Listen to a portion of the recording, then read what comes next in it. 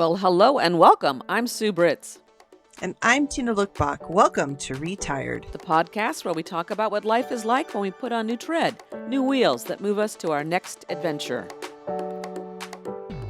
So, Sue, you kind of have an interesting topic.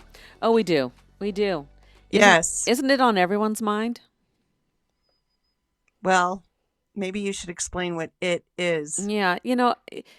Listeners, and Tina, I'm looking at you right now. It's like we have different different mindset, a different approach to managing the goings on of our country and the world. And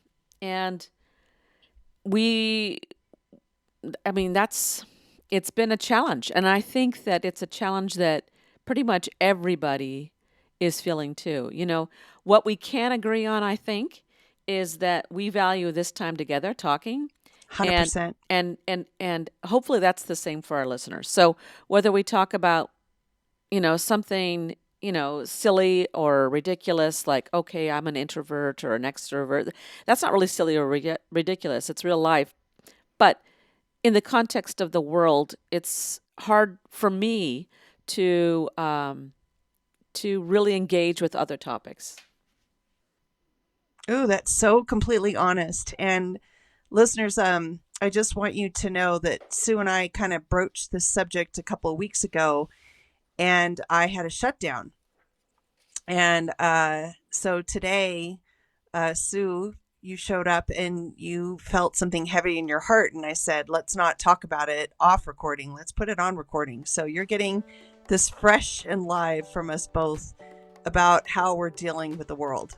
So, Sue. Okay, let's do it.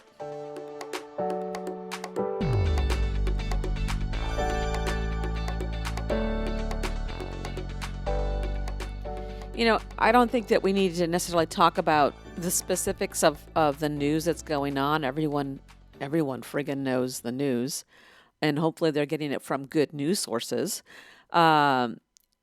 The thing is that I think we can talk about is the effect or how we're managing or not managing what's going on in the world, and by that we mean all the stuff that our government is doing, that the leaders, I should be more specific, of our government. I can't even say his name. I'll call him 34 because that's again how I manage and how I feel things. 34 felonies.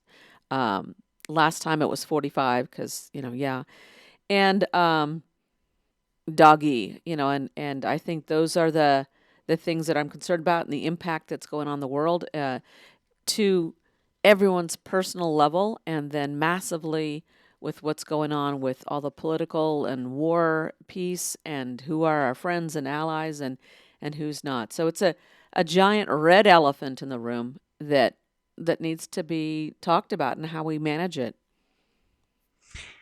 So this is where we're different people that are approaching things so differently. So, Sue, and I appreciate this, you're being so real in sharing that it's just too big to ignore and to not talk about. And that if I'm understanding, why talk about journaling, for instance, when there's something so much bigger and important to address than the small living. And for me, I feel that life is so large and so overwhelming that this is the thing that could do me under, as I'm trying to stay in this place of positivity when I feel like my inner world, not inner world, but my world that I'm trying to create is tanking. So, I'm interested to see where this goes. Yeah, you were talking about like small living, and that's the irony of this thing, because it's not. We're talking about things that are important to us in growing as people, that I think that we believe we can share with so many of our friends and colleagues, and that people, that's not the small living. It's small because it's personal. I would call it more personal living. It's such a big existential threat And yet, looking at it objectively, I think, from our point of view now, it is because of so many things, not just the destruction of our democracy, but the impacts of climate change, the impacts of a very fragile peace with nuclear weapons behind it. All that stuff is so looming, so large and so real that it's hard to not acknowledge it. Um, for me, what I found interesting, and this is you and I are having this conversation. It's hard not to have it, but it's the same thing with family and friends. How when you see someone, what's the first thing you say? How are you doing? And then Right. what's the answer? And your situation, Fine. yes, and yet not. Right.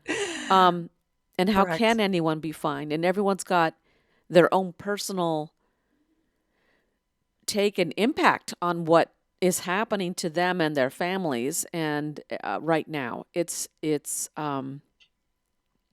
it want to is point out something, if I can interject here. sure 50% of the population, Sue, is elated. that's changing though because I think you're starting to be true. I think that's true. yeah, But I think that 50% voted for this, and and I know it is changing in some parts. That's where it's hard to read the accuracy. But again, I'm living in a place where most people are thrilled.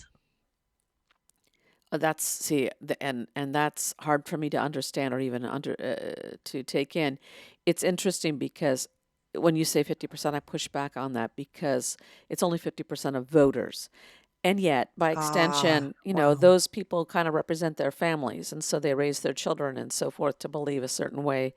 So it kind of is 50. But, as things keep going, uh, and this is what we've known from the beginning, is it's not going to be pretty, it's not going to be good, and it is destructive to the nth degree.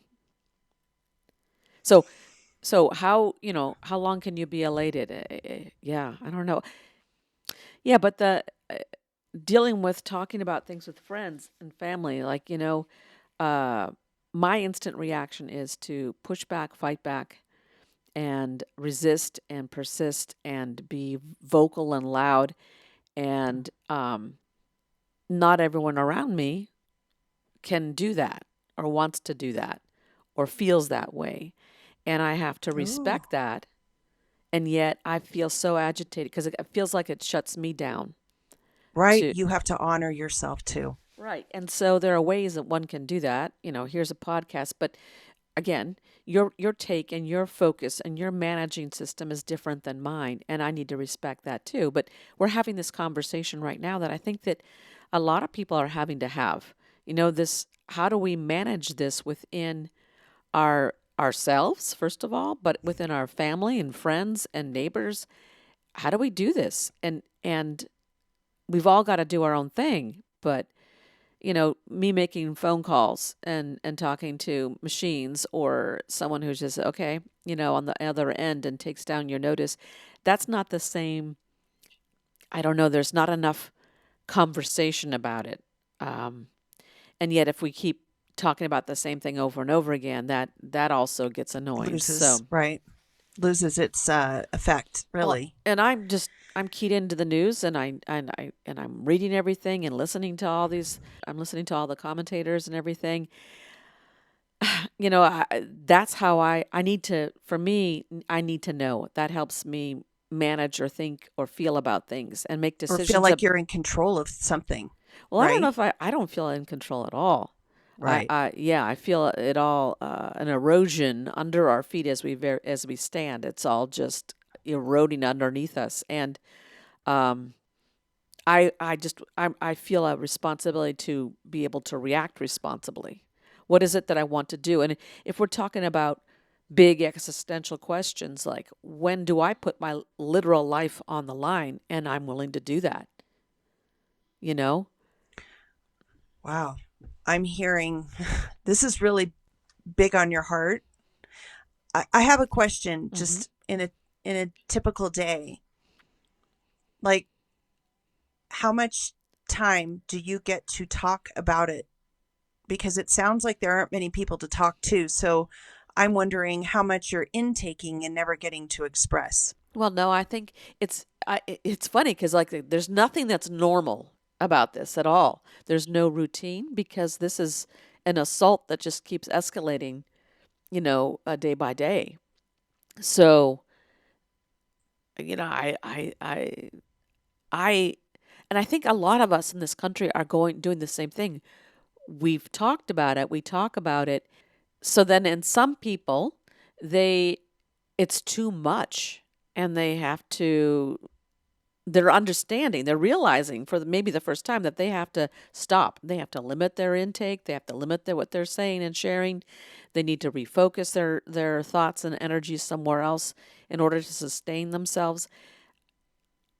Everyone's in a different place and a different point, and we're all just trying to figure it out. But I think the assault has been coming at such a High rate, yes, even quick more than speed. even more Yeah, than the like last karate time. chopping ninja moves.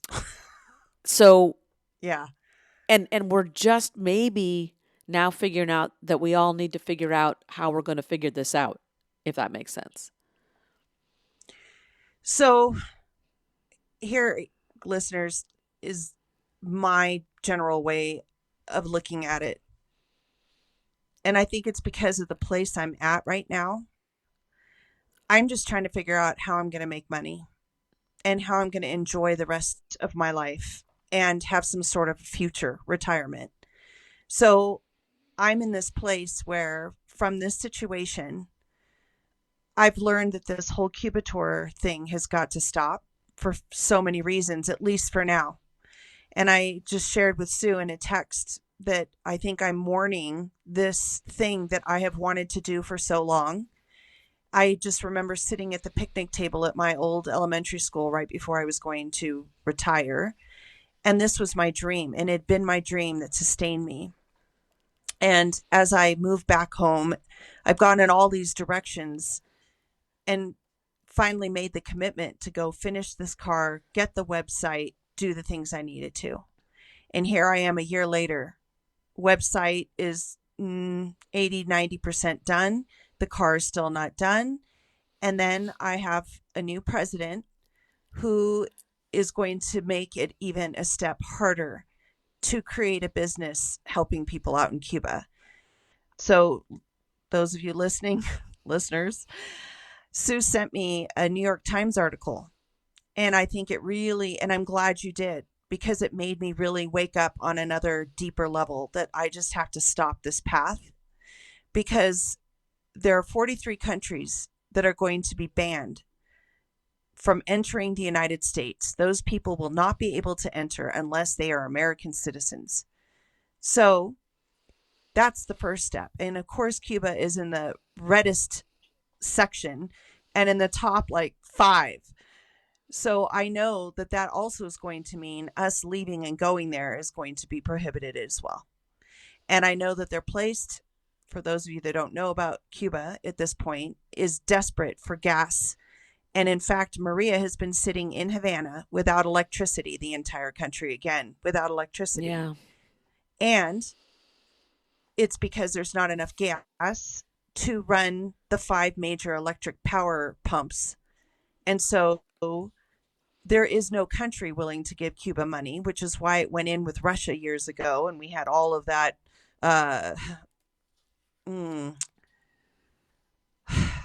Well, Russia had a major influence in the 90s, in the early 90s. And then it now has shifted to Venezuela. And they, of course, they're on the list as well. But Venezuela has not been giving to Cuba as much either. So that meant Cuba is now going into Iran, Saudi, all of the people that we are uncomfortable with, Right. which puts them on the terrorist list, which then is backfiring again with Yep. Americans being able to interact. Yeah. So here we go. I've had to accept that. Do you think Americans are going to want to go to a place where there's no electricity, no internet, the people are really suffering, which is why I wanted to do this, right? To help people out, at Right. least the people that I know. As things were improving. Yeah. Yeah. And when I first started this whole idea, the ships were coming in with tourists and it was doing economically well. I saw thriving Cuba. I now see it shrinking. Yeah. And it's so painful that perhaps this isn't the thing to do. It's not And so, sustainable. anyway, Yeah. this president that we're talking about is not only impacting the day to day with so many other countries, and it's so overwhelming, it's also affecting what I was going to do. Right. I And mean, so you're in it's a so very, big yeah. that I just want to cry again. Yeah. So my way of dealing is to retreat and go into a bubble until I figure things out. And your ability right now is the need to express it. And I think that's healthy too. Your Yeah. turn. Yeah, it when things affect us at such a personal and real level, we're talking about being able to make a living and so forth, not all, let alone dreams and so forth. Because you're if you're talking about you've just lost your job, I mean, it's equivalent of losing your job, and Yeah, there thanks. and there are many people across this country now who have lost their jobs, and that Yes. impact that it has, depending on where you are in your life, with your family, you're just starting out, you could lose your home, you could lose, you might Healthcare. health care, everything. I mean, we're talking taking you from living a regular middle class American life, if you will, if there's such a thing anymore, to to uh, you're on the streets. I mean, it, it's and this is not hyperbolic. This is real. This is what people are experiencing and going to continue to experience as we move here. And people are, our Congress has just said okay and empowered, and there's got to be some place where resistance happens and rationality comes back into play. And it would be it would be this is horrible to say, but it would be okay-ish if we were only hurting ourselves and our own nation, but we're hurting the entire world and the reality of the world continuing to survive or thrive. And if we're doing it to ourselves, that's bad on us, but our impact on the world is so insanely real and as deep as losing your job, as losing your home, as losing your friggin' life. I mean, that's a reality. And so how do you cope? This is about coping. How do we cope?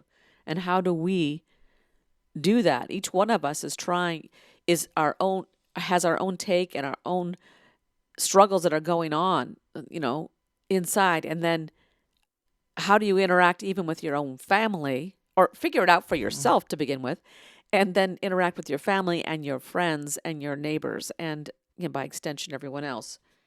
I mean, they're severe. The hardships are severe and they're real. And so how do we manage that? And everyone's got to figure that out themselves. But my point in bringing it up maybe is this is a platform. This is a discussion where people need to figure that out and be respectful for themselves and for their family and for others. And yet at the same time, they've got to do what they've got to do, because this is that intense. So I'm also looking at us, Sue. We're at different sides of this retirement, Oh, right? absolutely. So that we're going to approach things differently. Mm-hmm. And I can't say what I would be if I knew I had money coming in and I wasn't working. I don't have that privilege. So I have to look at my energy level. I mean, life is hard enough. I'm really learning, like, just being again very much on my own while Maria is gone. The car battery breaks. I have to go get a new one. My dishwasher, I know this is all first world problems, but dishwasher breaks. I got to find someone to install it and I got to go find one. My dryer has broken. Got to go fix it. And I'm putting on a timer so that I don't burn up my clothes. Um, the paint's starting to come off my garage. I'm the one that's going to fix it. I want to save $400 a month on gas. is what I've been spending in this house. So I'm having to use the firewood, which means I have to haul it in and stack it. And this is just that. And now I'm trying to have enough energy to create a business Mm-hmm. and to create a livelihood and think about how I'm going to do my next moves Yep. with now the possibility being gone. So what I'm saying is I'm trying to approach it as I've got finite energy. Right. What is most important? Well, it's back to the basics. It's getting wood into the fireplace so I'm not cold with all the snow around me. It's exercising, it's eating properly, it's trying to sleep, which I can't, it's hit and miss. So I'm just focusing on what are my basic needs, take care of those. Then hopefully with any energy left over, I can be creative enough to pursue something else. Yep. And in the meantime, my partner in crime, Maria, and she's gone. And she's doing her own struggling and trying to get this car done because whether we do these tours in the next 4 years or not, it's got to be done. So she's still there, and because electricity is going out, it's raining, all the things, the car's still not done. There's no possibility of it being done, I feel. And I've had to cancel. I'm so glad I did. April 29th, we had this huge catering gig for a community college for the Cuban food. Had to cancel it, and I'm so glad I did because I don't think she'll be back by then, right? Yeah. So there's a lot of responsibility. Yeah. And all very intense, all very stressful, all very real. And it's everyday life and it's beyond your everyday life. It's your future. And this is what you and I are, Yeah. we're experiencing that. But we, the American people, we, the world, because that's what it is. Everyone's got to figure this one out. And you're right. I'm working from a place of privilege and understanding that also that could evaporate at any moment. So what are you going to do? Um, you don't know, and compare that to what you're going through. It's nothing, and compare that to friends in Ukraine who are I know, in the right? army on the literal front line. What are you going to do? And thinking about Europe and Canada and Mexico and everybody and Gaza and Israel and everything. Um it's all very stressful. And we all And go ahead.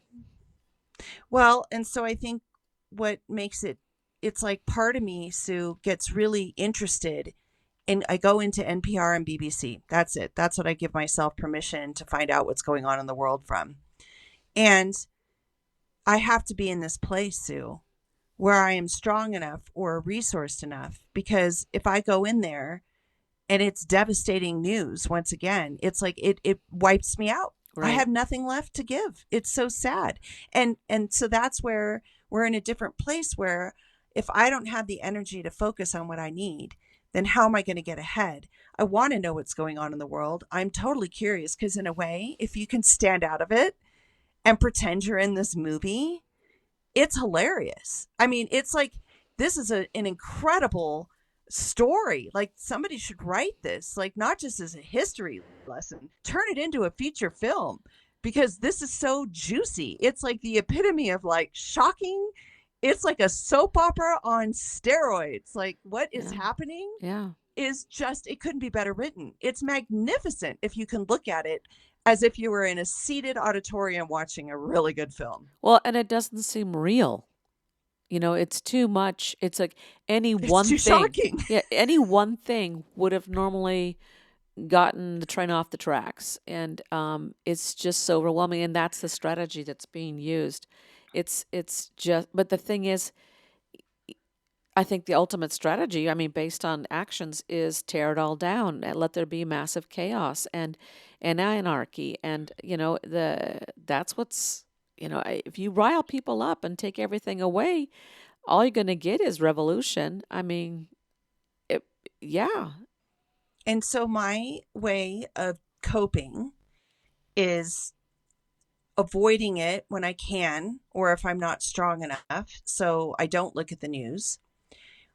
And this is kind of where it ties into making a living.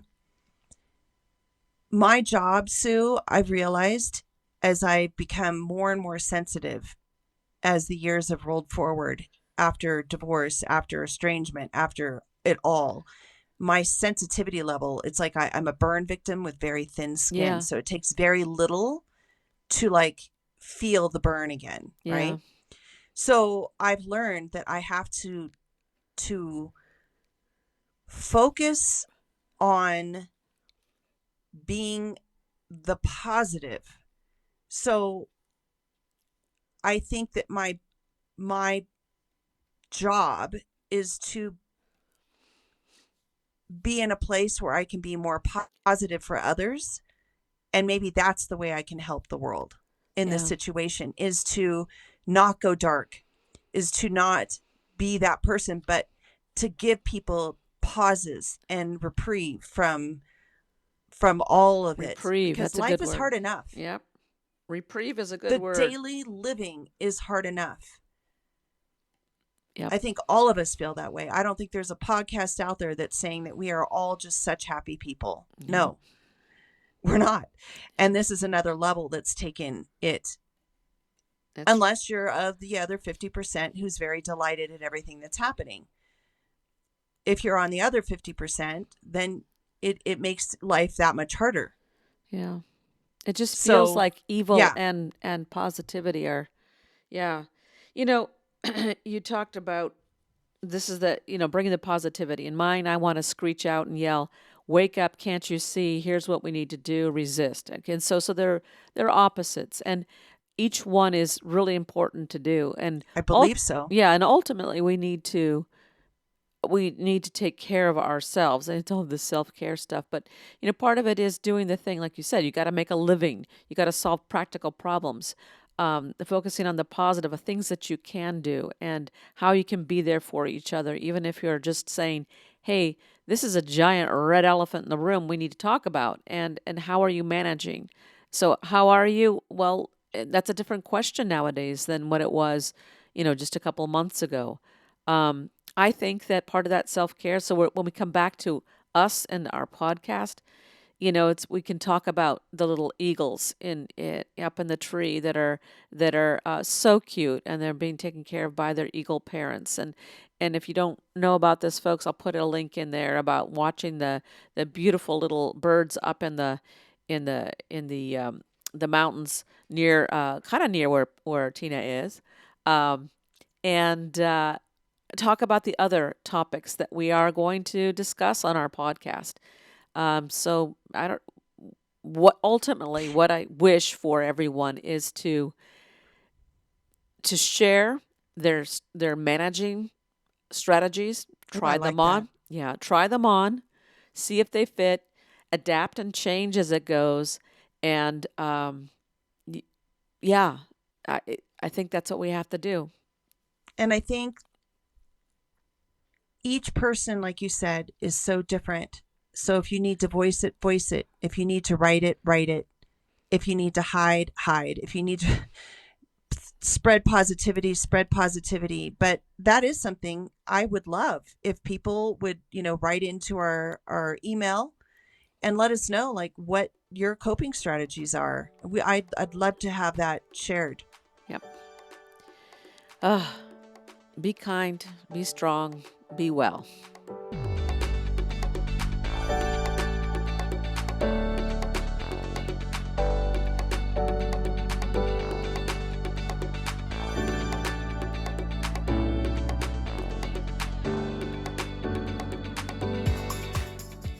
Thanks for listening. Now let's pack up this week's episode in the trunk. Ride shotgun and be a part of our adventure by clicking on the plus sign to subscribe and follow our show. This will help our ratings and, more importantly, inspire us to keep creating fun and engaging content. We would love to hear from you in the comments section or email us at retiredpodcastnewtread@gmail.com. Use the fast track lane by sharing episodes with friends, family, and anyone who would like to join us on our road trip through retirement.